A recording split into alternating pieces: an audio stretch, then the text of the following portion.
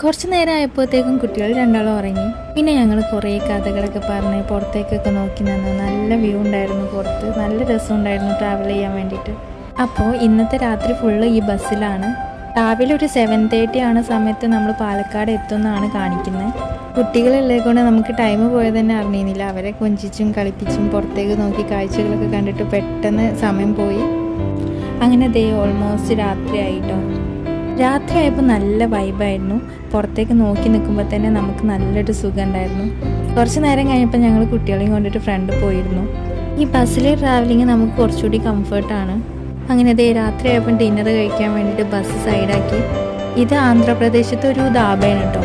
ഇവിടെ നിന്ന് നല്ല ആന്ധ്ര ഫുഡൊക്കെ കഴിച്ച് നമ്മൾ വീണ്ടും ബസ്സിൽ കയറി. ഇങ്ങനെ കുറച്ച് പാട്ടൊക്കെ കേട്ട് ഉറങ്ങി നീറ്റപ്പോഴേക്ക് നമ്മളെ ടൈമായി.